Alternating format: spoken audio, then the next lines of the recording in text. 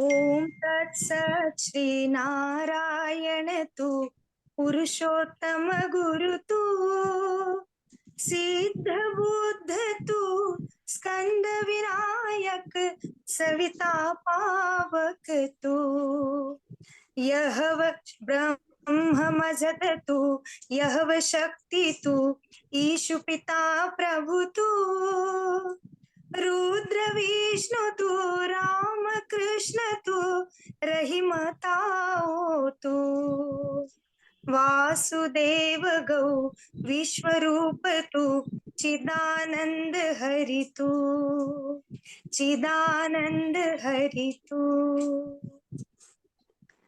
आचार्य श्री विनोबा भावे जी की इस सुंदर सी प्रार्थना से आज के व्याख्यानमाला की शुरुआत करते हैं।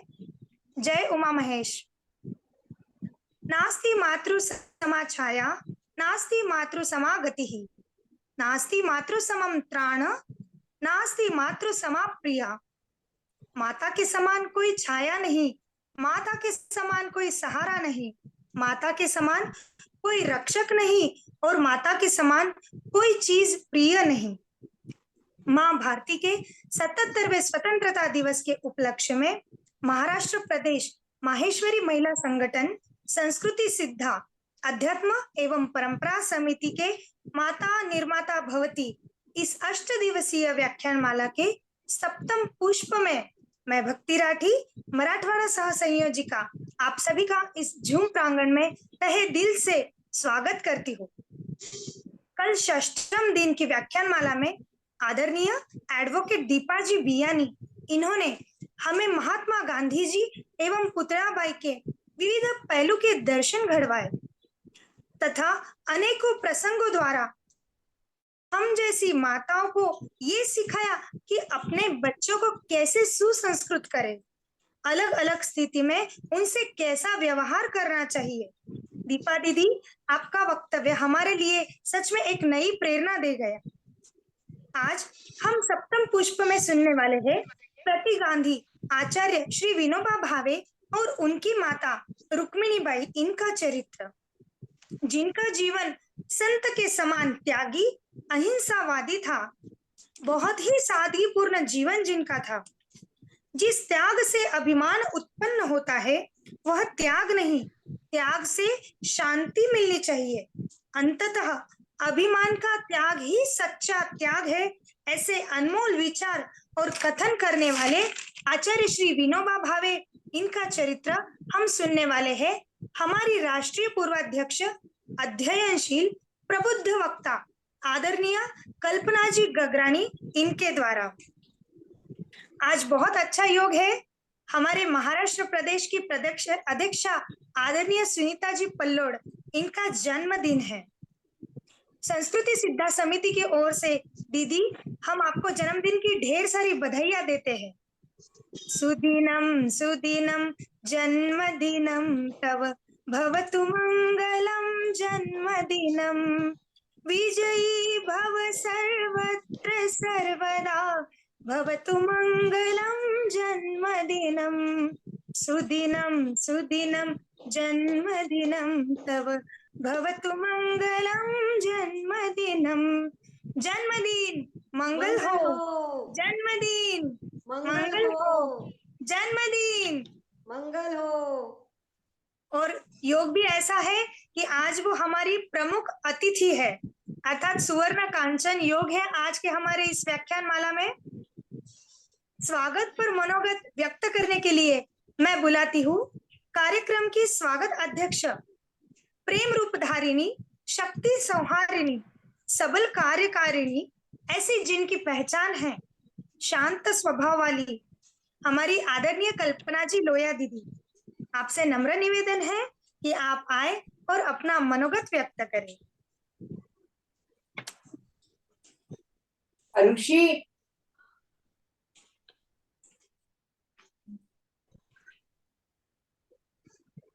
अनम्यूट करके बोलिए। और कविता जी थोड़ा स्पॉटलाइट की ओर ध्यान दीजिए।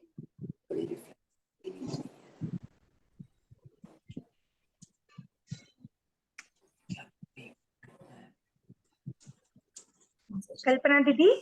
हाँ, आवाज आ रही दीदी मेरी? जी जी। जय श्री कृष्ण, राधे राधे। महाराष्ट्र प्रदेश माहेश्वरी महिला संगठन संस्कृति सिद्धा समिति द्वारा 15 अगस्त स्वतंत्रता दिवस के उपलक्ष्य में माता निर्माता भवती एक अनोखी प्रस्तुति में आदरणीय अध्यक्षा और आज की प्रमुख अतिथि आदरणीय सुनीता दीदी, आदरणीय चरखा दीदी, आदरणीय लता दीदी, ज्योति दीदी, सभी राष्ट्रीय पदाधिकारी, सभी प्रादेशिक पदाधिकारी, जूम प्रांगण में उपस्थित सभी जिला अध्यक्ष एवं पदाधिकारी एवं सभी श्रवणकर्ताओं का मैं कल्पना लोया, उपाध्यक्ष महाराष्ट्र प्रदेश माहेश्वरी महिला संगठन, शब्द सुमनों से हार्दिक हार्दिक स्वागत करती हूँ और आने वाले 30 त्योहारों की आप सबको अग्रिम शुभकामनाएं देती हूँ। आप सबकी उपस्थिति ने निश्चित ही इस कार्यक्रम की शोभा को द्विगुणित किया है। भारतीय संस्कृति को बचाने एवं अगले पीढ़ी तक पहुंचाने हेतु विभिन्न व्याख्यानों की श्रृंखला के द्वारा एक अनूठा प्रयास किया गया।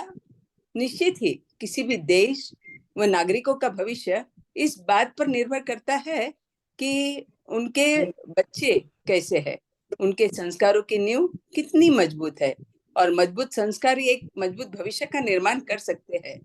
फिर चाहे वह बात किसी एक व्यक्ति की हो, समाज की हो या देश की हो। और सभी जानते हैं मजबूत संस्कारों की पहली नींव हमारी, मेरी आवाज आ रही है ना?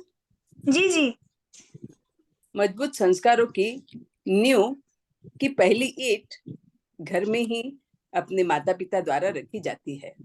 इसी विचार को ध्यान में रखते हुए हमारी समिति संयोजिका आदरणीय लीला जी करवा और उनकी इतनी प्रतिभावान टीम, इन सब के द्वारा इस व्याख्यान माला का सृजन और अनेक हमारे उनकी माता से संबंधित जानकारी, अनेक वीर पुरुषों की, वीर नारियों की माता की जानकारी, उनके से संबंधित जानकारी हमारे विशेष अतिथियों द्वारा इसमें प्रस्तुत की जा रही है। आज सप्तम पुष्प इस माला में गुथा जा रहा है।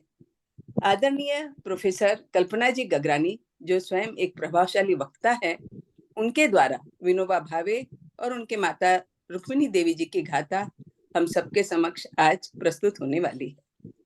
विनोबा भावे भारत के स्वतंत्रता संग्राम सेनानी, सामाजिक कार्यकर्ता तथा प्रसिद्ध गांधीवादी नेता रहे। उन्हें भारत का राष्ट्रीय अध्यापक और महात्मा गांधी का आध्यात्मिक उत्तराधिकारी समझा जाता है। निश्चय ही उनके इस स्थान को प्राप्त करने में उनकी माता रुक्मिणी जी देवी का निस्वार्थ किंतु कठोर तप की महत्वपूर्ण भूमिका रही होगी। मैं आज की कथावाचक आदरणीय कल्पना दीदी से निवेदन करती हूँ कि वे आज उनके जीवन गाथा पर प्रकाश डालकर हमारा मार्गदर्शन करेगी। एक बार पुनः आप सभी का शब्दों से हार्दिक हार्दिक स्वागत करते हुए मैं अपने शब्दों को विराम देती हूँ। जय हिंद, जय भारत। धन्यवाद कल्पना दीदी, बहुत ही सुंदर एवं सटीक शब्दों में आपने अपना मनोगत व्यक्त किया। अब मैं आमंत्रित करूंगी हमारी आज की स्वागत मंत्री, इनके बारे में कुछ शब्द कहूंगी। कठिन परिश्रम से मंजिल मिलती है, कठिन परिश्रम से मंजिल मिलती है, पर समर्पण एवं प्यार से दोस्ती मिलती है। ऐसी हमारी कर्मठ एवं मीठी वाणी की धनी आदरणीय अंजू जी भराड़िया दीदी, आप सविनय आमंत्रित है, कृपया अपना मनोगत व्यक्त करें। Thank you ji, thank you. Am I audible? Yes yes. Okay. आदरणीय जूम सभागृह में उपस्थित सभी अतिथि, पदाधिकारी और जूम व्यूअर्स, जय श्री कृष्णा, जय Uma Mahesh.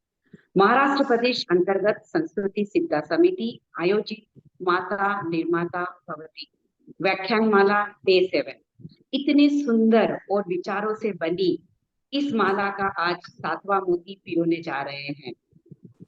Last week was very special रहा हम इंडियंस के लिए, चंद्रयान 3 का सक्सेसफुली लैंड होना, और आज का दिन भी स्पेशल है, सुनीता जी पलोड का जन्मदिन जो है। Doctor Leela ji not only made this beautiful concept उन्होंने पूरे इंडिया से सॉर्ट आउट किया और all dignities like Manjuji Bangad, Geetaji Mundada, Nishaji Katta, Shobhaji Sadani, Premaji Jawar, Sunitaji Charkha, Sandeep ji Kabra, Sushila ji Kabra, Anjali ji Tapadia, Rachna ji Malpani, today Sunita ji Pallod, Kalpana ji Gagrani and tomorrow Sanjay ji Malpani, Rekha ji Mundada. इतने विशिष्ट गुरुजनों के मुखारविंद से अब ये माला एक ज्वेलरी बनेगी and I am sure today Sunita ji Pallod and our pride राष्ट्रीय पूर्व अध्यक्षा Kalpana ji Gagrani will make sure कि ये माला हर एक माता धारण करे और एक निर्माता जरूर बने। जय श्री कृष्ण। क्या बात है दीदी, इतना सुंदर आपने एक रूपक रचा है कि ये माला पिरोने के बाद हमें सच में धारण करना है और हम ये करेंगे जरूर। धन्यवाद दीदी, बहुत ही मीठे शब्दों में आपने अपना मनोगत व्यक्त किया। अब मैं उन्हें बुलाना चाहूंगी जो गत महीने भर से सतत अध्ययन करके, और जैसे आपने बोला कि हर एक मोती चुन चुन के जिन्होंने लाया है, हर छोटे से लेके बड़ा काम का नियोजन किया है, चाहे वक्तव्य का चयन हो, वक्ता का विषय हो, गाए जाने वाले गीतों का चयन हो, आदि आदि हर चीज का नियोजन करने वाले इस 8 दिवसीय व्याख्यान माला की संकल्पना जिनकी है, वह हमारी प्यारी संयोजिका डॉक्टर लीला जी करवा। दीदी, आप प्रस्तावना हेतु सादर आमंत्रित है। धन्यवाद भक्ति, आप लोगों का साथ ही मेरा विश्वास है। गीताई माऊली माझी तिचा मी बाळ नेरता, रडता पडता घेई उचलून आकडे वरी मज।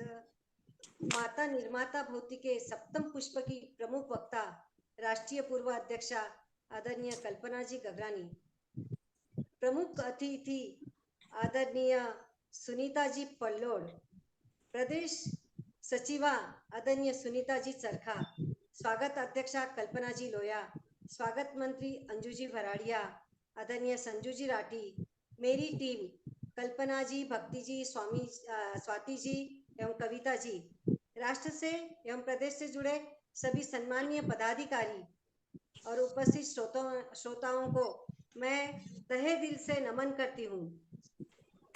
8 दिवसीय इस व्याख्यान माला में हमने 6 चरित्र सुने और कल का चरित्र हमने सुना राष्ट्रपिता महात्मा गांधी का।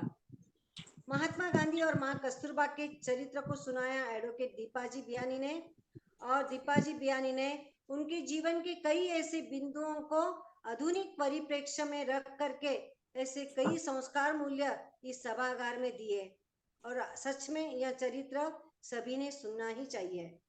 अत्यंत शांत और मधुर रस से यह सत्र रहा।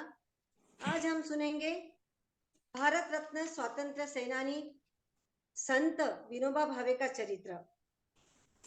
भूदान आंदोलन के प्रणेता, अहिंसा के पुजारक, वैज्ञानिक एवं धार्मिक किताबों का गहन अध्ययन एवं लेखन करने वाले विनोबा के बारे में सुनेंगे। अपने बच्चों को कौन से और कैसे विचार जिसने दिए, जिससे भारत रत्न जैसा सर्वोच्च उपाधि अपने बेटे को मिली, यह उनकी रुक्मिणी माता का चरित्र आज सुनेंगे। विनोबा भावे अपनी माँ के अत्यंत नजदीक थे, दिल के करीब थे। माँ अक्सर उनसे बातें करती थी, धार्मिक कथाएं सुनाती थी, आध्यात्मिक चर्चा होती थी, और आध्यात्मिक चर्चा के दौरान विनोबा भावे के दिए उत्तर से माँ अचंभित हो जाती थी। एक बार की कथा मैं आपको बताती हूँ कि एक बार जब विनू बहुत छोटा था, ये कथा मैं अक्सर अपनी बेटियों को सुनाती थी बचपन में, कि विनू छोटा था, उनके घर में एक कटहल का पेड़ था। कटहल माने फनस जिसको हम कहते हैं, कटहल का पेड़ था। एक बार फनस बहुत बड़ा आया, बिक गया। बिकने के पश्चात माँ ने उसका गर निकाल करके अलग अलग कटोरे में भर दिया और विनू को कहा कि तुम आस पड़ोस में सबको बांट करके आओ। तब विनू ने कहा कि हम सबको बांट दे ये चीज तो फिर हम क्या खाएंगे। माँ ने बहुत नजदीक लेकर उसको समझाया, विनू हम अगर सबको बांट करके खाते हैं तो हमारा मन तृप्त हो जाता है, आणि बेटा देतो तो देव असतो आणि राखतो तो राक्षस असतो। क्योंकि जो देता है वह भगवान बन जाता है और जो रख लेता है वह राक्षसी वृत्ति का होता है। यह संस्कार जिन्होंने दिए। माँ ने उनको गीता के बारे में, जब भी गीता के विचार सुनती थी विनोबा भावे से, तब माँ ने उनको कहा कि मेरे लिए सरल अनुवाद कर दो गीता का। और उन्होंने यह अनुवाद किया, जिसको हम गीताई के रूप में आज भी गाते हैं। और आज यह कथा सुनाने वाली है हमारे महाराष्ट्र की माननीय आदरणीय कल्पना जी गगरानी। इनके बारे में मैं और एक बात आप सबके सामने रखूंगी, क्योंकि ये कथा सुनाने वाली है जिनके पिता विनोबा भावे जी के साथ में जेल में थे, ऐसे स्वतंत्र सेनानी की पुत्री कल्पना जी गगरानी। तो देखिए ये सत्र कितना सुंदर होने वाला है। आज की प्रमुख अतिथि के रूप में आज जिनका जन्मदिन है, आदरणीय सुनीता जी पल्लोड, इनका मैं एक अतिथि के रूप में आज स्वागत करती हूँ। और लता दीदी, जो आज प्रकृति अस्वस्थता के कारण से आ नहीं पाई, जो स्वयं एक विद्यालय है, उनकी उपस्थिति और ज्योति जी राठी की उपस्थिति हम चाहते थे, पर किसी कारणवश वो आज नहीं आ पाए। उन दोनों का स्मरण करती हूँ, उनको नमन करती हूँ, आप सभी का हार्दिक स्वागत करती हूँ। धन्यवाद। जाते जाते गीताई के स्थित प्रज्ञ के जो व्याख्या की है, 2 श्लोक बताऊंगी। स्थिरावला समाधीत स्थित प्रज्ञ कसा असे, कृष्णा सांग कसा बोले, कसा राहे फिरे कसा, कामना अंतरातील सर्व सोडोनी जो स्वय, आत्म्यातची असे तुष्ट, तो स्थित प्रज्ञ संयमी. नसे दुःखात उद्वेग, सुखाची लालसा नसे, नसे तृष्णा भय क्रोध, तो स्थित प्रज्ञ संयमी. धन्यवाद. धन्यवाद दीदी। सच में आपकी प्रस्तावना से काफी कुछ चीजें हमें क्लियर हो जाती है। धन्यवाद। अब इसके बाद एक सुंदर गीत की प्रस्तुति होगी। यह एक मराठी गीत है। आप सभी को इसका एक छोटा सा मैं प्रसंग सुनाती हूँ और फिर ये गीत सुनेंगे हम लोग। एक बार विनोबा जी ने अपने कार्यालय में कुछ लोगों को भारत का नक्शा कट करके जोड़ने के लिए कहा। सब लोग जोड़ने का प्रयास कर रहे थे, पर काम बन ही नहीं पा रहा था। तब वहां एक देहात का आदमी आया। उसने देखा कि क्या चल रहा है और उसने केवल 2 मिनट में वो नक्शा फट से जोड़ दिया। सब आश्चर्यचकित हो गए। तो लोगों ने पूछा, ये तुमने कैसे जोड़ा? तब वो देहाती आदमी बोला कि इसके पीछे एक आदमी का चित्र बना हुआ है। आप सभी ने नक्शे को सिर्फ सामने से देखा, मैंने आदमी को जोड़ दिया, इसलिए नक्शा भी जुड़ गया। तब विनोबा जी हंसते हुए बोले कि अगर भारत को जोड़ना है तो पहले आदमी को जोड़ना सीखो। तो इसी सुंदर भाव को प्रस्तुत करने आपके सामने आ रही है, जिसकी आवाज बहुत ही सुमधुर है और इतनी कम उम्र में भी जो बच्चों को संगीत की शिक्षा दे रही है और संस्कार वर्ग भी चला रही है, ऐसी हमारी प्यारी छोटी सी गौरी मालू। थैंक यू दीदी। सभी को जय श्री कृष्ण।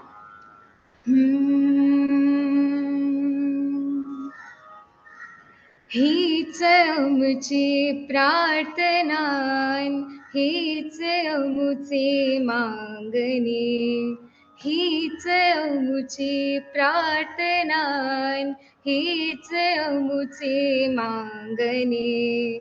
मानसाने मानसाशी मानसा समवागणे, हीच अमुची प्रार्थना, हीच अमुचे मागणे. मानसाने मानसाशी मानसा समवागणे, हीच अमुची प्रार्थना. धर्म जाती प्रांत भाषा द्वेष सारे संपुदे, धर्म जाती प्रांत भाषा द्वेष सारे संपुदे, एक निष्ठा एक आशा एक रंगी रंगुदे, अन पुन्हा पसरू मनावर शुद्धतेचे चांदणे. मानसाने मानसाशी मानसा समवागणे हीच मुची प्रार्थना भुवताली दाटला अंधार दुःखाचा दरी सूर्य सत्याचा उद्या उगवेल आहे खात्री भोवताली दाटला अंधार दुःखाचा जरी सूर्य सत्याचा उद्या उगवेल आहे खात्री तू बरी देई आम्हाला काजव्यांचे जागणे मानसाने मानसाशी मानसा समवागणे हीच मुची प्रार्थना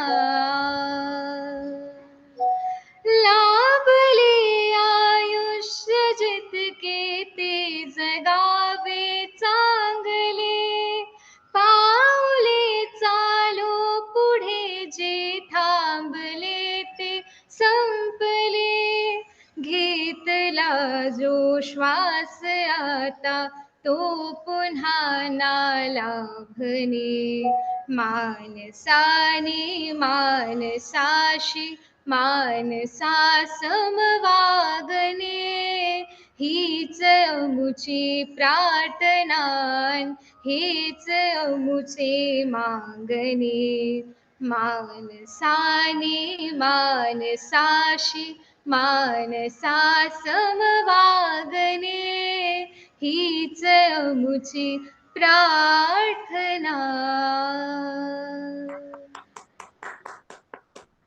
बहुत सुंदर Gauri, thank you so much. सच में रोंगटे खड़े हो रहे थे इसके शब्द सुनकर और इसके भाव समझकर। बहुत अर्थपूर्ण गाना था। आप सभी को बताते हुए मुझे बहुत आनंद हो रहा है कि गौरी हमारे लिए हुए एक प्रतियोगिता जो कौन बनेगी भजन सम्राज्ञी थी, उसकी टॉप 10 में से एक स्पर्धक थी। बहुत सुंदर गाती है गौरी और सरस्वती माँ की आप पर ऐसी ही कृपा बनी रहे। इसी आशीष के साथ मैं आगे की कड़ी की ओर बढ़ती हूँ। आज हमें मिली हुई प्रमुख अतिथि स्वरूप आप सभी उन्हें जानते हैं, हमारी प्यारी अध्यक्षा, महाराष्ट्र प्रदेश अध्यक्षा सुनीता जी पल्लोड, जिनका आज जन्मदिन है। दीदी, आप निरंतर कार्यरत रहते हैं। पहले भी आप इससे पहले महाराष्ट्र प्रदेश की सचिव रूप में थी। आप राष्ट्रीय प्रतियोगिता में सदैव महाराष्ट्र को आगे रखते हैं, कार्यकर्ताओं को सदैव जोड़ कर रख के और उनको आगे बढ़ने की प्रेरणा हमें देते हैं। खासकर छोटे से छोटे चीज की आप नोंद लेते हैं और पर्सनली फोन कर कर उनका धैर्य और उनके स्फुरन बढ़ाते हैं। जैसे इसका अनुभव मुझे भी आया है, किसी भी कंपटीशन में हम लोग जाए तो पहले भी वो हमें मार्गदर्शन करती हो, नंबर आने के बाद भी आपके आशीष हमारे साथ हमेशा बने रहते हैं। धन्यवाद दीदी। और हमारा ये सौभाग्य है कि आप हमारी अध्यक्षा है और आज प्रमुख अतिथि स्वरूप में आए हैं, उसमें से आपका आज जन्मदिन भी है। जिनके जीवन का एक ही उद्देश्य है, परिवार हो या संगठन, सदा रखो समर्पण, तभी सफल होगा आपका जीवन। ऐसी हमारी अध्यक्ष आदरणीय सुनीता जी पल्लोड, आप सादर आमंत्रित है। कृपया आप पधारे और हमें आशीर्वचन दे। धन्यवाद भक्ति जी। सबसे पहले आपने मुझे जन्म दिवस के ऊपर जो शुभकामनाएं दी हैं उसके लिए धन्यवाद, और मेरे लिए इतने सुंदर शब्दों में आपने मेरा जो ये बताया है लोगों को, तो उसके लिए भी मैं हृदय से आपका धन्यवाद करती हूँ। आराध्य देव भगवान महेश को नमन और वंदन करते हुए आज संस्कृति सिद्धा समिति आयोजित 8 दिवसीय ये व्याख्यान माला का 7वां दिवस आ गया है। आज 7वां दिवस है और आज किसी कारणवश अतिथि के रूप में हमने जिन्हें भी बुलाया था, पहले लता दीदी थे, उनका भी स्वास्थ्य सही नहीं है और उन्होंने मुझे जानकारी दी कि शायद वो नहीं ज्वाइन कर पाएंगे। और ज्योति जी को भी हमारी पूरी बात हो गई थी। अभी समय पे ही उनका कॉल आया कि उनके यहाँ पे भी पारिवारिक कुछ अड़चन आ गई है, तो आज अतिथि के रूप में शायद मैं महाराष्ट्र प्रदेश की अध्यक्ष के नाते आज यहाँ उपस्थित हूँ। आप सभी को मैं सादर जय श्री कृष्ण करती हूँ। आज प्रमुख वक्ता के रूप में आज हमारे साथ आदरणीय प्रोफेसर कल्पना जी गगरानी, पूर्व राष्ट्रीय अध्यक्ष, जो हमें विनोबा भावे जी के बचपन में उनकी माता जी ने उनकी परवरिश रुक्मणी देवी जी ने किस तरीके से की थी, किस तरीके के संस्कार दिए थे, उस बारे में। और विनोबा भावे जी के लिए मैं ये कहना चाहूंगी, कल्पना दीदी ये जानकारी जब हमें देंगे, क्योंकि उनके पिताजी स्वतंत्रता सेनानी थे और उनका काफी कॉन्टेक्स्ट रहा है, तो आज हमें काफी ऐसी जानकारी मिलने वाली है जो शायद बुक्स में भी ना हो, क्योंकि पर्सनल दीदी को काफी जानकारी होंगी। तो आज ये बेनिफिट है हम लोगों के लिए। तो मैं दीदी का स्वागत करती हूँ और सभी का धन्यवाद करती हूँ, और मैं ज्यादा समय नहीं लेना चाहती हूँ। जय उमा महेश। धन्यवाद सुनीता दीदी, आपका मार्गदर्शन हमारे साथ निरंतर रहता ही है। आप हमेशा हमें बहुत मोटिवेट करते हो। धन्यवाद। अब मैं हमारे प्रमुख वक्ता आदरणीय कल्पना दीदी गगरानी, इनका परिचय देने हेतु आमंत्रित करती हूँ कोकण सह सचिव आदरणीय संजू जी राठी इन्हें। दीदी, आपके लिए कुछ बोलना चाहूंगी कि आप बहुत ही शांत स्वभाव वाली है और आपकी वाणी बहुत ही मीठी है, तो आप आए और दीदी का परिचय दें। जय श्री कृष्ण। आदरणीय कल्पना दीदी, आदरणीय सुनीता दीदी, सादर प्रणाम, सादर नमन। कल्पना दीदी का परिचय देना मतलब सूरज को दीपक दिखाना। कोशिश मात्र कर रही हूँ परिचय देने की, अगर कोई भूल हो तो क्षमा प्रार्थी रहूंगी। नारी ही नहीं, नारायणी है आप, हम सबको आप पर है अभिमान। जिस दौर में स्कूल नहीं जाती थी लड़कियां, उस दौर में आपने 10वीं 12वीं में मेरिट में नाम दर्ज किया। बीए, एमए, यूनिवर्सिटी टॉपर रही हैं आप। एलएलबी, पीएचडी, पीएचई की डिग्रियां भी की है अपने नाम। नृत्य में रुचि के कारण कथक में विशारद किया। नेशनल स्कूल ऑफ ड्रामा के प्रैक्टिस स्कूल से ड्रामा कोर्स भी है किया। खिलाड़ी नंबर 1 रही हैं आप। टेबल टेनिस, बैडमिंटन और स्विमिंग में हमेशा मेडल जीतती रही हैं आप। घर के हर काम को भी निपुणता से किया। कुकिंग, पेंटिंग, सिलाई, कढ़ाई और बुनाई सीखी और सिखाई। इनमें भी अव्वल रहकर अनेकों पुरस्कार अपने नाम दर्ज करती रही। यहाँ से तो कारवां शुरू हुआ। पहली महिला यूनिवर्सिटी प्रेसिडेंट का खिताब से सम्मानित हुई हैं आप। स्वतंत्र पत्रकार के रूप में काम कर पत्रकारिता हेतु नारी रत्न पाया है सम्मान। मोटिवेशनल स्पीकर भी हैं आप। यूट्यूब चैनल के माध्यम से देश ही नहीं विदेशों में भी 500 से अधिक कार्यशालाएं लेती रही हैं आप। अखिल भारतीय महिला संगठन की अभूतपूर्व पारी खेली है आपने। महाराष्ट्र का नाम रोशन किया है आपने। आपके पूरे जीवन दर्शन को 2 मिनट में के समय में बताना संभव नहीं। आपका आशीर्वाद हमेशा यूं ही बना रहे, भगवान से ये कामना करते रहें। सादर प्रणाम, धन्यवाद। धन्यवाद संजू दीदी। सच में इतने थोड़े से वक्त में दीदी के बारे में बताना कठिन ही है, क्योंकि ये इतने मल्टी टैलेंटेड व्यक्ति है और अनेकों क्षेत्रों में पुरस्कृत व्यक्ति है। आज हमारा सौभाग्य है कि ये आज हमारे यहाँ वक्तव्य करने के लिए आए हैं। आपके लिए इतना कहूंगी दीदी प्रेम प्यार के इतने भीतर सौ सौ झरने बहते हैं। अनुभव का अनमोल खजाना आपसे ही तो हम पाते हैं।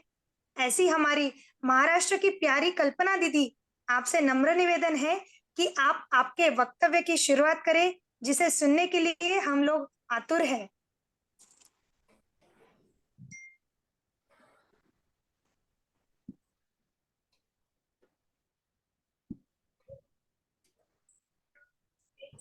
माता निर्मात्री भवति।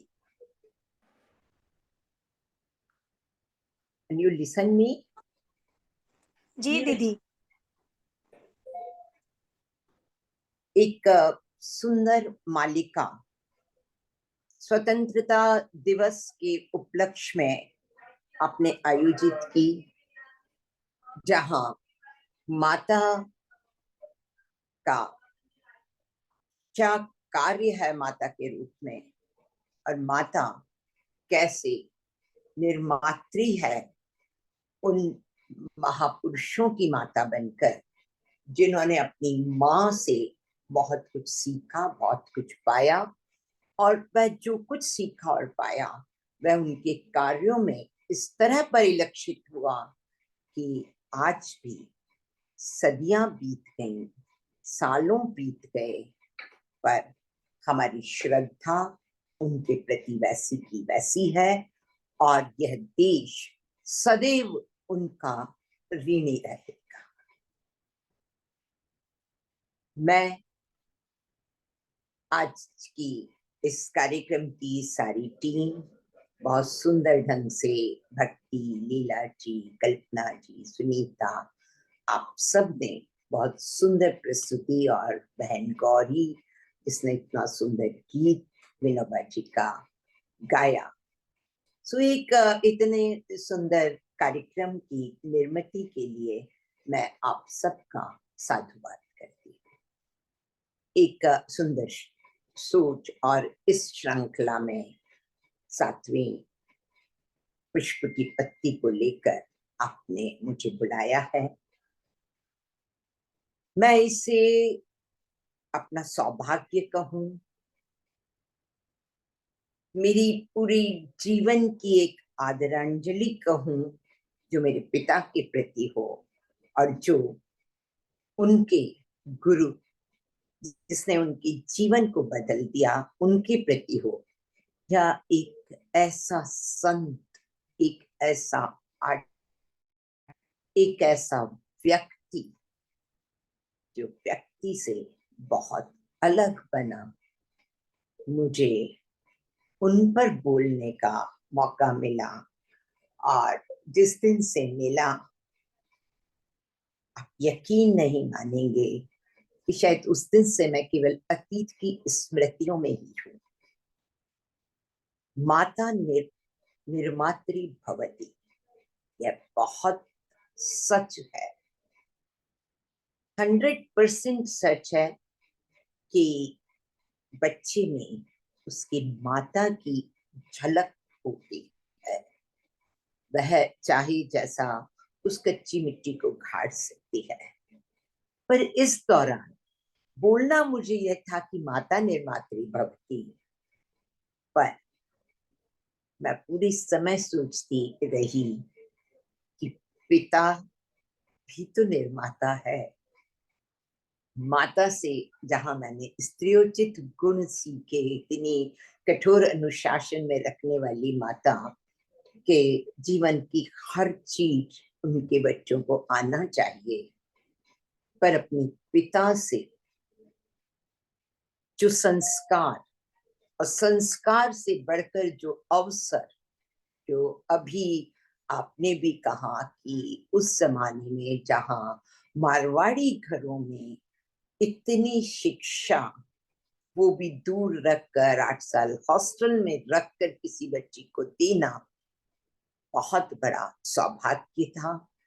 और उस सौभाग्य के लिए यदि मैं पूरी तरह से कृतज्ञ हूं अपने पिता के लिए, जिनकी क्रांतिकारी सोच, जिनकी फेमिनिज्म के लिए महिलाओं के प्रति जिनकी वह जो इज्जत और मान सम्मान मन में था, शिक्षा को जो उन्होंने सर्वोपरि माना कि बिना शिक्षा के किसी का कभी कोई उद्धार नहीं हो सकता, वह सारी चीजें उन्हें जिस गुरु से प्राप्त हुई थी, उस गुरु का नाम विनोबा जी भावे था।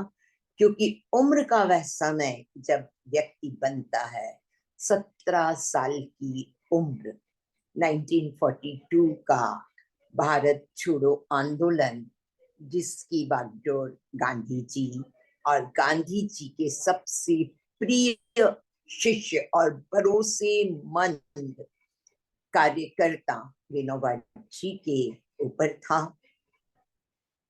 18 महीने की जेल में 7.5 महीने मेरे पिता और विनोबा जी एक ही कोठरी में थे। तो उनके विचारों को जो घड़ा, उनके जीवन को जो आदर्श दिए, जो जीवन जीने का तरीका दिया, और जो छाप उन पर पड़ी कि पूरी जिंदगी उन्होंने भी आचार्य विनोबा की तरह एक सात्विक संत जीवन जिया। वह जीवन गृहस्थ का जीवन था, पर उसमें विनोबा जी की वह छाप थी, सात्विकता थी। और हमारी परवरिश में शायद हर घटना पर विनोबा जी प्रसंग रूप में आते ही रहते थे। तो वह जो एक असर हम पर पड़ा, या यह मानकर चले कि क्या है, क्या होता है एक संत का स्वाभिमान, कितनी हिम्मत चाहिए सच्चाई के लिए आवाज उठाने की, कितनी कठिन होती है वह यात्रा, पर उस कठिन यात्रा को भी सहज बना लेना, उस समय का सदुपयोग करते रहना। मेरे पिता, कभी हमने खाना नाराज होकर यह कह दिया कि मम्मी आज ये क्या बनाया, हम नहीं खा सकते, तो मुझे ध्यान है मेरे पापा ने कहा था कि एक दिन, पहला ही दिन था जेल का, पहला या दूसरा, खाने की थाली आई और मैंने गुस्से में उसे फेंक दी कि ये कोई खाना है, पत्थरों भरा हम खाएंगे। आप सोचिए, अंग्रेजों की जमाने की जेल। बट उन्होंने कहा कि बाबा उठे, वो थाली लेकर आए, वापस मेरे सामने रखी और बोले, आज जिस अन्न का तुम अपमान कर रहे हो, सोचो 10-12 दिन तुम्हें यह अन्न नहीं मिला तो तुम क्या जीवित हो पाओगे? तो जो अपना क्रोध बताना है वो हुकूमत पर बताओ, जिसने ये भोजन तुम्हें दिया, और ऐसा भोजन न जाने हमारे देश के कितने लोगों को नहीं मिलता। तो भोजन का अपमान मत करो, अपने इस क्रोध को, इस सत्ता को हटाने के लिए जीवित रखो, और जीवित रखने के लिए तुम्हें खाना खाना होगा। उस दिन का दिन है कि आज तक हमारे घर में झूठा डालने की प्रथा हुई ही नहीं, क्योंकि हम समझ ही नहीं पाए। जीवन जीना ही नहीं, मृत्यु को भी कैसे आलिंगन करना। उम्र के बाद के दौर में कई बार पिता ने कहा कि मुझे विनोबा जैसी बस अब मृत्यु चाहिए है। हमने पूछा कि विनोबा जी की मृत्यु का क्या मतलब? बोले नहीं, विनोबा जी ने बिल्कुल सोच लिया था, राम भक्त थे, उनकी इच्छा थी कि मैं दिवाली के दिन अपना प्राण त्याग करूं, और उन्होंने अपनी शक्ति के हिसाब से अंदाज लगाया कि मैं कितना दिन बिना अन्न के जी पाऊंगा, और तब उन्होंने अपने आश्रम के, बनार आश्रम के व्यक्तियों को मना कर दिया, अपने आप को एक कोठरी में कैद कर लिया, खाना पीना बोलना सब छोड़ दिया। और कितनी बड़ी थी बाबा की इच्छा शक्ति कि उन्होंने चाहा उसी दिन उन्होंने प्राण त्याग दिए। क्या है उस समय का असर कि मेरे पिता ने भी 94 की उम्र में यह कहकर कि अब मुझे नहीं कुछ चाहिए, मेरे भाई ने फोन किया, दीदी आजकल पापा ने खाना पीना बंद कर दिया है। मैंने कहा कि अब तू जिद मत कर, ये जरूर उन्हें वही याद आ रहा है। दिवाली आने वाली है, इसलिए वह ऐसा कर रहे हैं। उनकी बड़ी इच्छा थी कि विनोबा जी जैसे वह भी अपने प्राण त्यागे। तो अब बहुत हो चुका, अब तू उनको तंग मत कर। बोला जबरदस्ती मुंह खोलते हैं तो भी नहीं खाते। मैंने कहा तुम छोड़ दो। और बाबा जितना तो शायद वह पूरा कैलकुलेशन नहीं कर पाए। दिवाली के दिन नहीं पर धनतेरस के दिन उन्होंने अपने प्राण त्यागे। मेरे लिए ये सौभाग्य माहेश्वरी महिला संगठन से भी प्राप्त हुआ। बात 95 की है। मुझे वर्धा एज ए स्पीकर बुलाया गया। वर्धा को लेकर बचपन से इतनी श्रद्धा का भाव था। मैंने पापा को फोन किया कि मैं वर्धा जा रही हूँ। उनने कहा वहां जा रही हो तो उस समय के हमारे एक मित्र जाजू जी वहीं रहते हैं, हो सके तो बेटा मिल लेना। बुजुर्ग लोग बच्चों पे जिद नहीं कर पाते क्योंकि उन्हें लगता है क्या पता हम उनके बराबर की उम्र के लोगों से मिलेंगे या नहीं, या शायद मेरी श्रद्धा और भगवान की मेहरबानी थी कि जब मैं वहां जाके रुकी, हमें पहले तो मालूम नहीं रहता कि आयोजक संस्था हमें कहाँ रुका रही है। तो जो नाम उनने बोला था उन्हीं के घर मुझे रुकाया गया। तो मैंने उन्हें बताया कि मैं पुरुषोत्तम जी राठी की बेटी हूँ। वो बहुत खुश हुए और उन्होंने कहा कि बेटा जहाँ तुम्हारे पिताजी की श्रद्धा और जीवन थी, उन्होंने ही बताया कि 82 में आखिरी बार मैं भी उनसे मिला जब वो बाबा की मृत्यु पर यहाँ आए थे। तुम देखना चाहोगी? तो मुझे लगा कि सचमुच किसी पवित्र मंदिर की जगह अंकल मुझे ले जा रहे हैं। मैं वहां गई, 5-6 घंटे रही। वहां की सारी बातें जो आश्रम के सब लोगों ने बताई, ज्ञान की बातें बताई। उस समय तक कोनार आश्रम विनोबा भावे के कर्तृत्व पर, और जो जेल में उन्होंने इतनी सारी किताबें लिखी थी जिसमें से पिताजी ने भी कहा था कि विनोबा जी लिखते रहते थे, मुझे सुनाते रहते थे और मेरा काम होता था कि उनके पन्नों को मैं इकट्ठा करता रहता था। 24 वॉल्यूम 400 पेजेस की कोनार आश्रम से विनोबा जी का पूरा साहित्य, उनके विषय, उनका गोदान आंदोलन, ईशोपनिषद, अपनी माता की श्रद्धा में लिखी गई मराठी में गीता का उनका अनुवाद जिसे गीताई नाम से आई। आप सब जानते हैं महाराष्ट्र में माँ को कहा जाता है। उन्होंने अपनी माँ के लिए, माँ ने कहा कि माँ संस्कृत में उतनी गीता नहीं समझ पाती थी जो बचपन से उन्हें लगा। तो माँ के लिए मराठी में जिस व्यक्ति ने अपनी भाषा में, हमारे लिए तो ये एक और गर्व की बात है कि विनोबा महाराष्ट्र की धरती की देन है। हालांकि उनका व्यक्तित्व महाराष्ट्र से बहुत आगे बढ़कर कर्नाटक, पांडिचेरी, इनमें अनेकों काम करते हुए पूरे देश को समर्पित रहा। भारत रत्न वह इस देश के थे जिस सम्मान से उन्हें सम्मानित किया गया। वर्ल्ड वाइड मैक्स अवार्ड उन्हें प्रदान किया गया। सो अपनी माता के प्रति भी जो उनका ऋण था, जिस माता ने उन्हें इतना बड़ा संत, इतना बड़ा आचार्य बनाया। पिता तो गुरु थे, बहुत अधिक बाहर रहा करते थे। 4 भाइयों में सबसे छोटे विनोबा जी, जो पूरी तरह प्रभावित रहे अपनी माता से।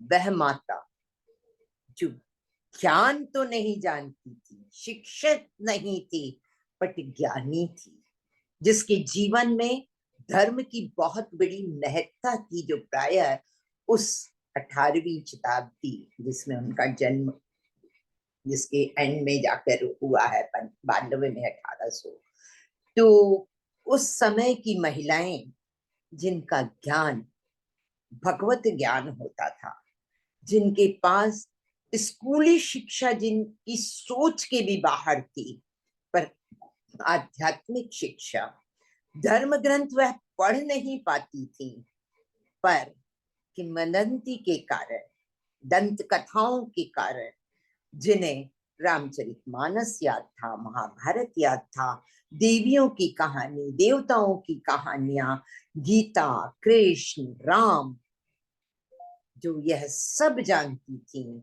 अपनी माता को उन्हें पढ़ते तो नहीं बट उन्हें बोलते उन्होंने सुना। उनका जो समर्पण था उस संस्कृति के लिए, उस धर्म के लिए, उसमें उनकी परवरिश हुई और पूरी जिंदगी वह परिलक्षित होती रही। गुरु पिता ने, आचार्य पिता ने उन्हें शिक्षित करने की पूरी कोशिश की, पर वह राजनीति का वह समय था जब स्वतंत्रता के लिए आंदोलन शुरू हो चुके थे, एक अलग सी जग चुकी थी। महाराष्ट्र में यह अलग बहुत पहले और ज्यादा जगी, क्योंकि बाल गंगाधर तिलक जिन्हें, जो महाराष्ट्र का फिर एक अभिमान है, वह तब तक सक्रिय आंदोलन का एक बहुत बड़ा चेहरा बन चुके थे।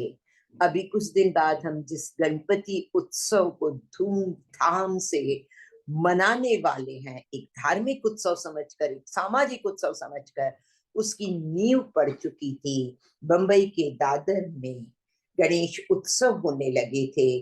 कितना सुंदर! देखिए, आज धर्म का सहारा राजनीति लेती है अपने फायदे के लिए। धर्म के नाम पर दो धर्मावलंबियों को लड़ाकर वोट इकट्ठा किया जाता है। पर कैसा सुंदर था वह समय जब बाल गंगाधर तिलक ने धर्म का सहारा लिया अपनों को जोड़ने के लिए, क्योंकि ऐसे तो अंग्रेज 5, 10, 15 लोगों को मिलने नहीं देते थे, सभा नहीं करने देते थे। आपको ध्यान होगा जलियांवाला बाग में कैसी गोलियां चली, पर धार्मिक भाव और धार्मिक प्रवृत्ति के लिए वह मना नहीं कर पाते, और उसका इतना सुंदर संयोग बनाया तिलक जी ने कि धर्म के नाम पे लोगों को इकट्ठा करना और फिर उन पंडालों से राजनीतिक संदेश देना, स्वतंत्रता प्राप्ति का संदेश देना। तो तब तक यह कार्य शुरू हो चुका था। 14 में महात्मा गांधी अफ्रीका से इधर आ चुके थे। विनोबा जी, गांधी जी के आते ही तब तक तिलक की उम्र भी ज्यादा हो गई थी। वह खुद अपने किसी उत्तराधिकारी को ढूंढ रहे थे। इंडियन नेशनल कांग्रेस 2 भागों में बट चुकी थी, जैसे एक गरम दल, एक नरम दल कहते थे। गरम दल जहां पर यह था कि हम हिंसात्मक तरीकों से, अर्थात औजारों के माध्यम से अंग्रेजों को हराएंगे, और दूसरा था नरम दल। तिलक जी के इस नरम दल का नेतृत्व 20 में गांधी जी के पास आया, पर विनोबा जी, उनकी अफ्रीका की सुनी हुई बातें, गांधी जी के आते ही राजनीति में एक नई लहर आई। तिलक ने कहा, अब मैं चैन से प्राण त्याग पाऊंगा, क्योंकि नेतृत्व मेरा उत्तराधिकारी मिल गया। और तब विनोबा जी ने एक चिट्ठी लिखी गांधी जी को कि मैं आपके विचारों से बहुत प्रभावित हूँ, मैं आपसे मिलना चाहता हूँ। चिट्ठी के जवाब में गांधी जी ने भी उन्हें बुलाया अपने आश्रम में। तब तक गांधी जी साबरमती और 3-4 जगह अपने आश्रम स्थापित कर चुके थे। पूरी कांग्रेस उनकी फॉलोअर बन चुकी थी। और तब विनोबा जी ने वह शिक्षा जो उनके पिता उन्हें देना चाहते थे, वह छोड़ दी। वह गांधी जी से मिलने गए। दूसरा प्रभाव, जो एक संत स्वभाव उन्हें अपनी माता से शांत मिला था, दूसरे संत व्यक्ति से वह इतने प्रभावित हुए कि सब कुछ छोड़कर फिर वह गांधी जी के साथ अनेकों आंदोलनों में जुड़ते रहे। बल्कि वह सबसे प्रिय व्यक्ति बन गए गांधी जी के। और जो भी नए नए अहिंसा के प्रयोग, सबसे पहला जो स्वदेशी का प्रयोग था, स्वदेशी आंदोलन बाद में हुआ, पर कांग्रेस ने स्वदेशी का प्रचार प्रसार, अर्थात जो आपने देखा होगा गांधी जी की तस्वीर हाथ से चरखा से सूत काटते हुए और उस सूत से देसी कपड़ा बनाने का, जो उस समय मैंने अपने पिता को भी कतली काटते हुए और उससे सूट बनाते हुए देखा है, वह सब किया तो वह बहुत बड़ी प्रणेता बनी। और जब स्वदेशी आंदोलन हुआ तब उसकी जवाबदारी भी उन्हें मिली। कर्नाटक जाकर वहां बहुत अधिक काम विनोबा जी ने किया और 40 तक तो शायद कई बार 16-17 बार वह गिरफ्तार होकर जेल में जा चुके थे। और उसके बाद हुआ स्वतंत्रता संग्राम का वह सबसे कारगर आंदोलन जो था भारत छोड़ो आंदोलन 1942 का। उसके मुख्य नेतृत्व भी विनोबा जी के हाथों में था। और गांधी जी और विनोबा जी के आह्वान पर वह युवक जो पढ़ने कॉलेजेस में गए थे, जो मैंने अपने पिता से जाना कि केवल इंटर करने के लिए 17 साल की उम्र में वर्धा पढ़ने गए, और जब इन नेताओं ने आह्वान किया तो कैसे सारे के सारे युवा कॉलेजेस छोड़कर सड़कों पर उतर आए। अनेकों गिरफ्तारी हुई, इतनी गिरफ्तारी होती थी कि मेरे पिताजी कहते थे कि जेल में सलाखों में बंद नहीं किया जाता था, जेल खुली होती थी और वे चाहते थे कि अभी तो अंदर कर दिया, जाना चाहे तो बाहर चले जाएं, पर कोई जाता नहीं था। और जो इस तरह के बड़े बड़े नेता थे जिन्हें 2-2 साल 16-16 18-18 महीने जेल के अंदर रखा गया, पर कैसे इन नेताओं ने जेल से भी सुंदर साहित्य लिखा, क्रांतिकारी साहित्य लिखा और उसके आगे बढ़े।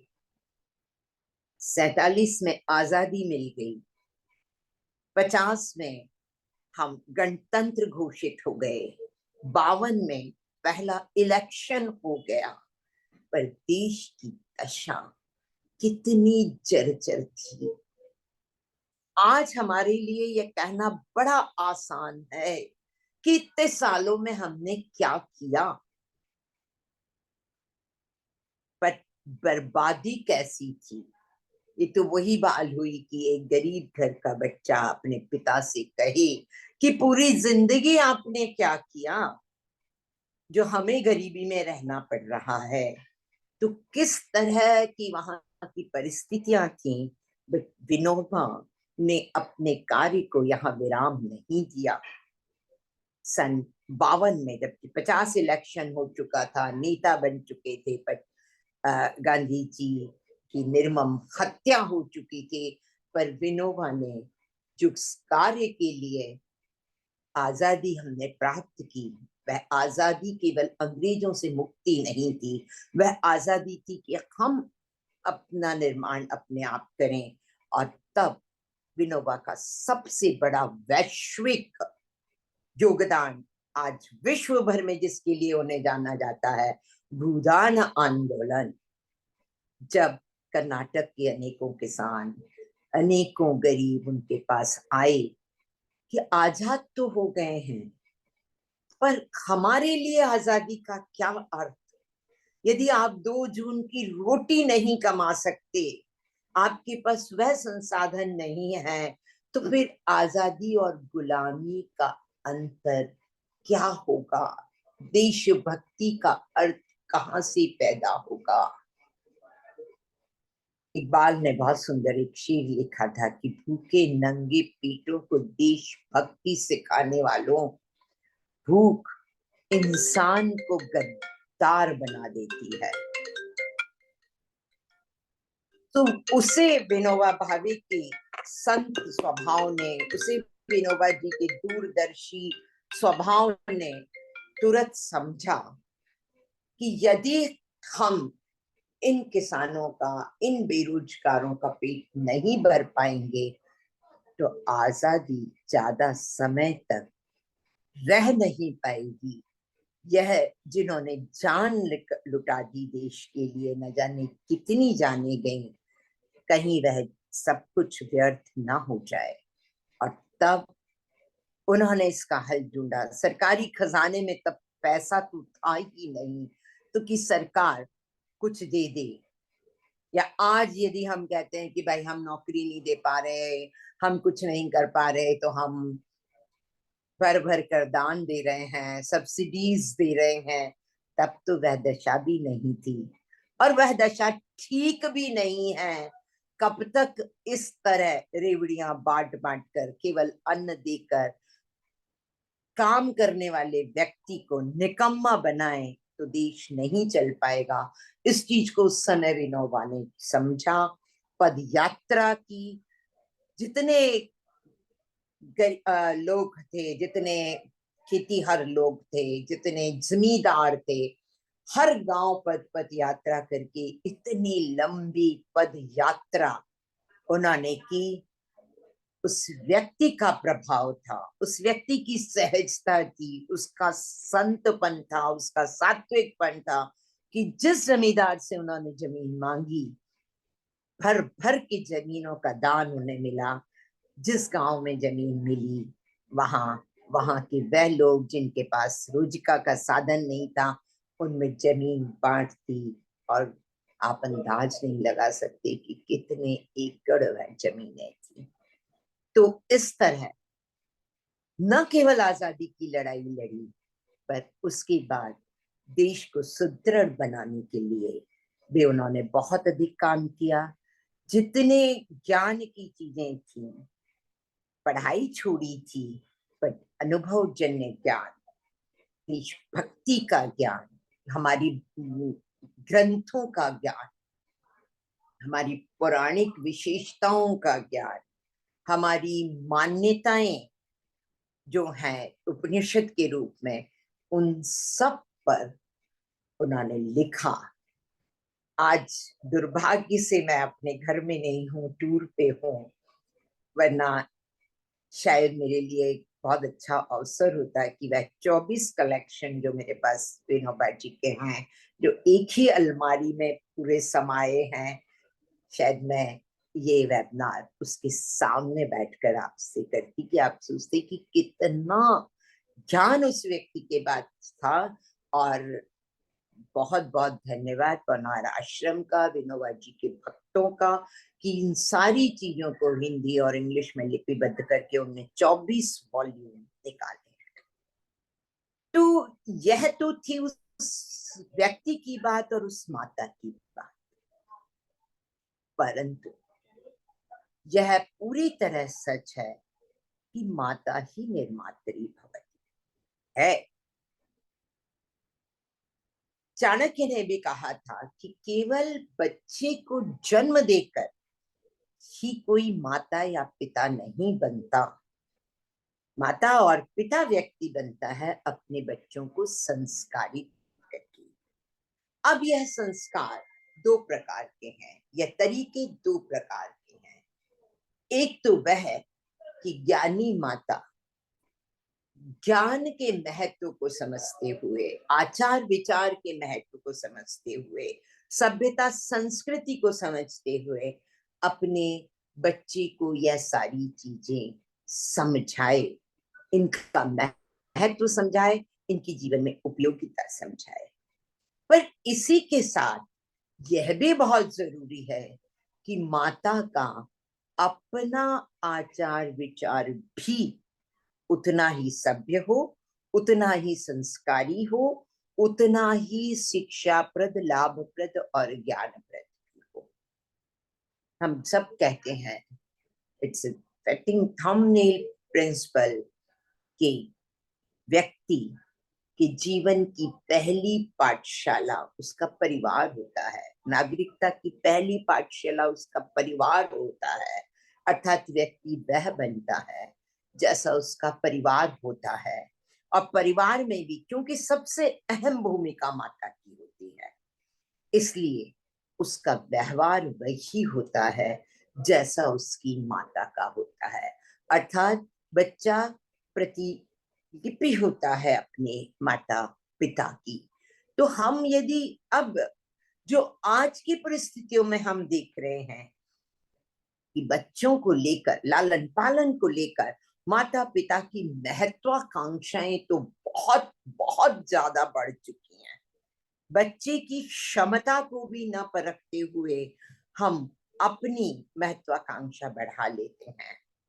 हम उस महत्वाकांक्षा को पाने के लिए बच्चों को न जाने क्या क्या सिखाते हैं, उसे कहीं स्वार्थी बनाते हैं, कहीं उसे अकेलेपन में डाल देते हैं, कहीं उसे नॉट शेयरिंग, नॉट केयरिंग वाली बात कहते हैं।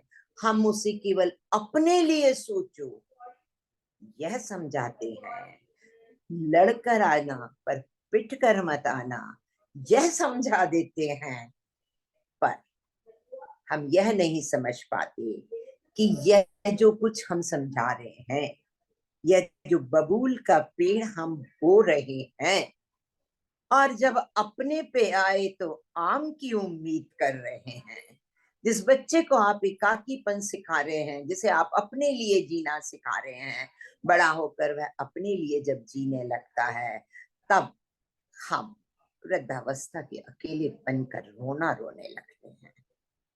वह बच्चा जिसे हम पारिवारिक महत्व या पारिवारिक संवेदनाओं, पारिवारिक संबंधों के महत्व से हटा देते हैं कि तुझे क्या करना, तू तो अपनी पढ़ाई कर, ये सारे दिन रिश्तेदारों से मिलना, समाजजनों से मिलना, this is the wastage of time,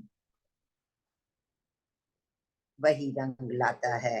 और तब बच्चे को लगने लगता है कि माता पिता से मिलना, उनके लिए उनके गांव जाके ट्रैवल करना, this is a very much wastage of time and money. So समय अभी भी हाथ से पूरा फिसला नहीं है।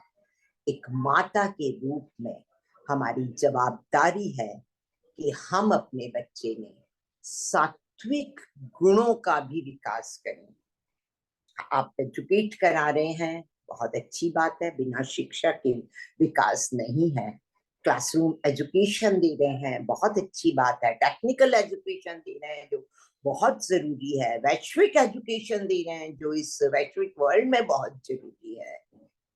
पर this all hard skill, IIT, IIM, CA, यह सब बनाना और सिखाना उन संस्थाओं का काम है जिसके लिए आपने पैसा दिया है और वह सिखाएंगी।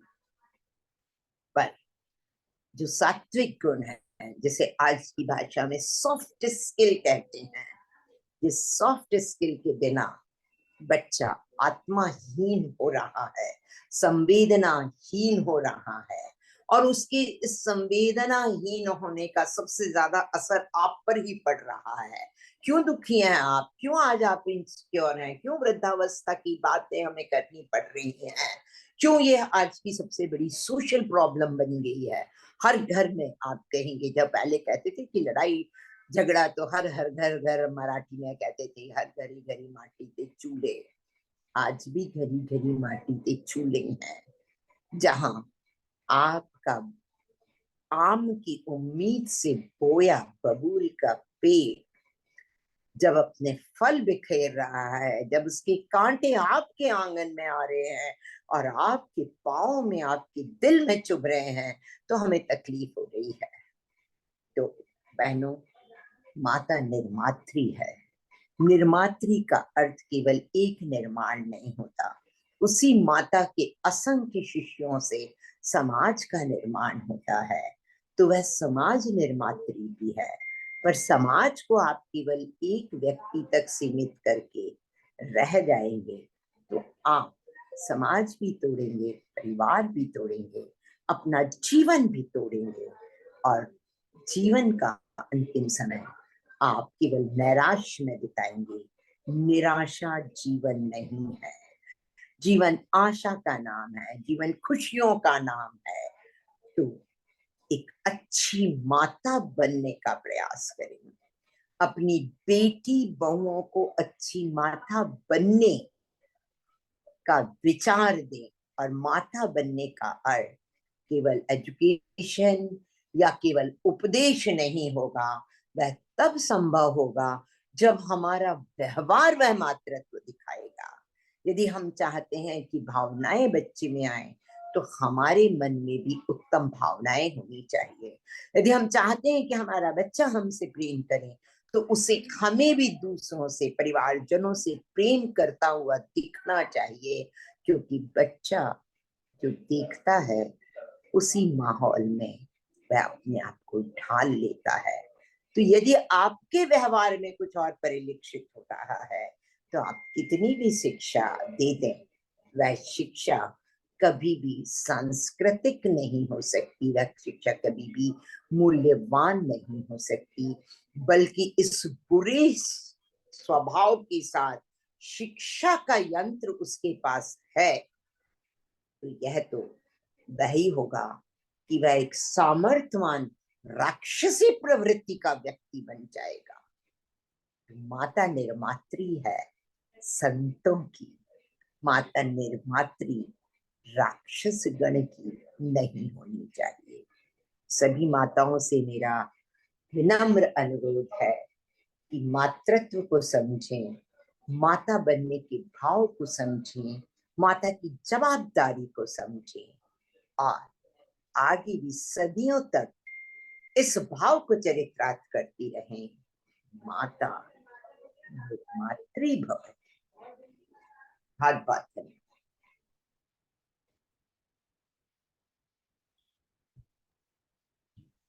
हेलो, बहुत सुंदर दीदी, बहुत सुंदर। मैं बोल ही जा रही हूँ, मुझे लग रहा है कि मेरा कनेक्शन चला गया। मैं भी भावनाओं में भावुक हो गई और आपकी आवाज नहीं आई, तो मेरा दीदी सब connection- सुनते, सब मंत्रमुग्ध हो गए सुनते सुनते। बहुत ही सुंदर सिद्धा समिति का मान और हमें नई उमंग भरे विचारों से अवगत कराया। और दीदी आपका जन्मदिन है तो आपको जन्मदिन की बहुत बहुत बधाई भी देती हूँ। हमारे स्वागत अध्यक्ष आदरणीय कल्पना जी लोया व स्वागत मंत्री आदरणीय अंजू जी भराड़िया का बहुत बहुत आभार, जिन्होंने हमें अपना अमूल्य सहयोग देकर कार्यक्रम की शोभा बढ़ाई। महाराष्ट्र प्रदेश अध्यक्ष आदरणीय सुनीता जी बल्लोड व सचिव सुनीता जी चरखा का बहुत बहुत आभार, जिन्होंने संस्कृति सिद्धा इस उपक्रम को साकार किया। आप नेतृत्व में संगठन मजबूत होगा, ऐसे ही उपयोगी उपक्रम भी मिलेंगे। साथ ही राष्ट्र से व प्रदेश से जुड़े सभी सम्माननीय पदाधिकारियों का आभार है, जिन्होंने इस उत्कृष्ट परियोजना को सफल बनाया। कोंकण सह सचिव संजीवी राठी का बहुत बहुत आभार, जिन्होंने हमारी वक्ता आदरणीय कल्पना जी का बहुत सुंदर परिचय दिया। मधुर संगीत की गंगा बहाने वाली हमारी प्यारी बिटिया गौरी जी मालू का बहुत बहुत आभार है। तकनीकी संचार से जयश्री जी भट्टड़ व उनकी टीम और कविता जी मानधने का बहुत बहुत आभार है, उन्होंने योजना पूर्वक कार्य संभाला है। कृतज्ञता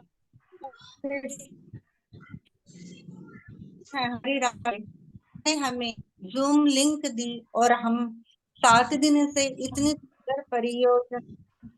इतने सुंदर परियोजना की योजना को साकार कर रहे हैं। किसी का नाम छूट गया हो तो माफी चाहूंगी। एक बार पुनः सभी सदस्य का हृदय की गहराइयों से आभार आभार आभार। बिना स्वार्थ के दिया है आपने साथ, करे हम आपका आभार। बस यही कहना चाहेंगे आपको बारंबार है वंदन। इसने गुजारा है समाज सेविका बनकर, उनको करती हूँ सत सत नमन। कल माता निर्माता भवती के 8वें पुष्प में मिलते हैं 3:30 बजे और सुनेंगे रेखा जी मुंदड़ा की जुबानी से ताने गुरुजी व यशोदा बाई के बारे में। साथ ही हमारे प्रमुख कार्य अध्यक्ष और अतिथि रहेंगे डॉक्टर संजय मालपानी। एक बार के लिए वापस जय श्री कृष्णा बोलूंगी और धन्यवाद। धन्यवाद चंचल दीदी। दीदी रिकॉर्डिंग ऑफ कर दीजिए।